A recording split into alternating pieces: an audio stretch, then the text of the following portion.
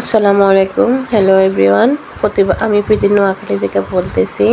প্রতিবারের মতো আবারও নতুন রেসিপি নিয়ে হাজির হয়েছি। আজকে রেসিপি নিয়ে এসেছি খাসির মাংস দিয়ে মুগের ডাল এবং আলু।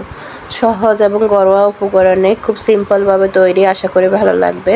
তো আমি 1 কেজি খাসির মাংস প্রথমে ধুয়ে পরিষ্কার করে নিয়েছি মুগের ডাল 1 পট, নিয়েছি আলু টুকরো করে, নিয়েছি পেঁয়াজ কুচি। মুগ ডাল আমি প্রথমে একটা কড়াইতে দিয়ে দিয়েছি। হালকা লো ফ্লেমে আমি মুগ ডালটা একটু ভেজে নিব। মুগ ডালটা না ভেজে রান্না করলে কাঁচা কাঁচা গন্ধ আসবে, রান্না করার পরও ভালো লাগবে না। তাই একটু ভেজে নিলে মুগ ডালের ঘ্রাণ অনেক ভালো হয়। তো এই পর্যায়ে চুলার হিটটা একদম লো রেখে আমি মুগ ডালটা ভেজে নিয়েছি। তারপরে গরম গরম মুগ ডালটা ঠান্ডা পানিতে ভিজিয়ে রেখেছি। এরপরে আমি খাসির মাংসটা ম্যারিনেট করে নেব। খাসির মাংস আমি নিয়ে নিয়েছি, এখানে 1 কেজি খাসির মাংস নিয়েছি।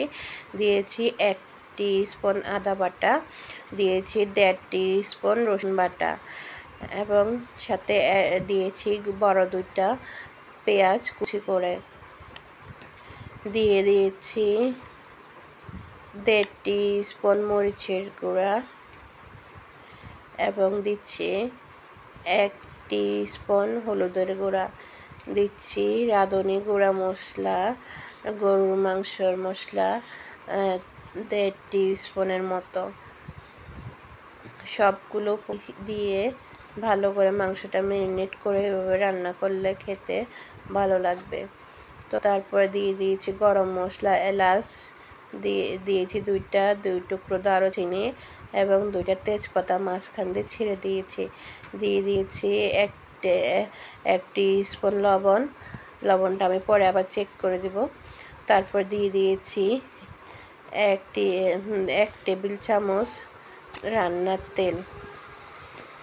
দিয়ে সবগুলো উপকরণ দিয়ে আমি ভালো করে হাত দিয়ে মাখিয়ে নিচ্ছি। এভাবে হাত দিয়ে মাখিয়ে বসালে আলাদা একটা টেস্ট আসবে। তারপরে দিয়ে দিচ্ছি সামান্য একটু পানি, যাতে করে মাংসটা একটু ভালো করে কষাতে পারি। তো সামান্য একটু পানি দিয়ে আমি চুলায় বসিয়ে দিচ্ছি মাংসটা কষানো হয়ে যাক। মাংস কষানো হওয়ার পরে আমি ভেজে রাখা মুগ ডালটা দিয়ে দেব। তো চুলায় বসিয়ে কিছুক্ষণ ঢাকনা দিয়ে 5 মিনিট পরে এসে আবার আমি 5 মিনিট পর ঢাকনা উঠিয়ে আমি ভালো করে মাংসটা নেড়ে চেড়ে দিয়েছি।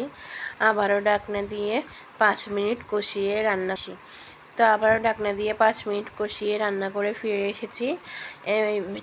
আবার নেড়ে চেড়ে দিচ্ছি যাতে করে মাংসটা নিচ থেকে না লেগে যায় এবং সবগুলো মাংস সমানভাবে সব দিক দিয়ে পারফেক্টভাবে সিদ্ধ হয়। তো আমি আবার ঢাকনা দিয়ে 2 মিনিটের মতো রান্না করে নিয়েছি। রান্না করে যখন দেখছি মাংসের গায়ে থেকে সব পানি ছেড়ে দিয়েছে, মাংসটা কষানো হয়ে গিয়েছে। তো এই পর্যায়ে আমি ভেজে রাখা মুগ ডালগুলো পরিষ্কার করে ধুয়ে অ্যাড করে দিয়েছি এবং সাথে 2টা বড় সাইজের আলু টুকরো টুকরো করে কেটে নিয়েছি। সেই আলুগুলো আলু আর মুগ ডাল একসাথে অ্যাড করতে হবে। তো আলু মুগ ডাল অ্যাড করে মাংসের সাথে ভালো করে মিক্স করে নিচ্ছি। মাংসের সাথে ভালো করে মিক্স করে নিয়ে ঢাকনা দিয়ে সবগুলো আবার একটু কিছু সময়ের জন্য কষিয়ে নিচ্ছি। তো 2 মিনিট পরে আবারও ফিরে এসেছি। যেহেতু আমার মাংসটা আগে কষানো ছিল, তো এখানে আর বেশি সময় নিয়ে কষাতে হবে না।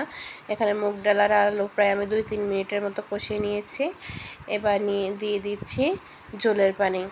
এই ঝোলের পানিতে বাকি আলু এবং মুগ্ধ হবে আর মাংসটাও পারফেক্টলি রান্না হয়ে যাবে। তো এই পর্যায়ে আমি আবার ঢাকনা দিয়ে রান্না করে নিব প্রায় 10 মিনিটের মতো। তো আমি একবার মাঝখান দিয়ে আবার ফিরে আসলাম, দেখলাম যে ফুটে গেছে কিনা, তাই নেড়ে দিতে আসলাম। পরে আবার দেখি যে না ফুটে নেই। তো 10 মিনিট পরে ফিরে এসেছি। 10 মিনিট পরে আবার একবার নেড়ে দিচ্ছি, সবগুলো ভালো করে মিক্স করে দিচ্ছি যাতে করে নিচ থেকে না লেগে যায়। তারপর দিয়ে দিয়েছি 2টো কাঁচামরিচ, ভালো একটা ফ্লেভার অ্যাড হবে না, কিন্তু ভালো ফ্লেভার অ্যাড করার জন্য আমি কাঁচামরিচ দিয়ে দিয়েছি। তো ঢাকনা দিয়ে আবার কিছুক্ষণ রান্না করে নিচ্ছি। 5 মিনিটের মতো রান্না করে নিয়েছি। 5 মিনিট পরে আবার ফিরে এসেছি। এখন দেখলাম যে হ্যাঁ, আমার ডাল অলমোস্ট ডান, ডালটা হয়ে এসেছে। তো আমি এখন চুলার আঁচ বন্ধ করে ডালটা পরিবেশন করে নিচ্ছি একটা বাটিতে।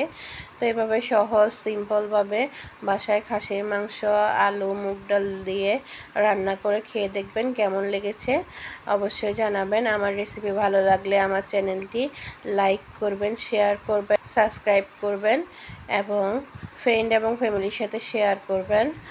আর সহজ রেসিপিতে আমি সবসময় দেওয়ার চেষ্টা করি, ঘরোয়া থাকা উপকরণে আমি সবসময় রেসিপি দেখানোর চেষ্টা করি। তো আশা করি আপনাদের এই রেসিপিগুলো ভালো লাগবে। আমার চ্যানেলে অন্য আরও রেসিপি আছে, দেখার আমন্ত্রণ রইল।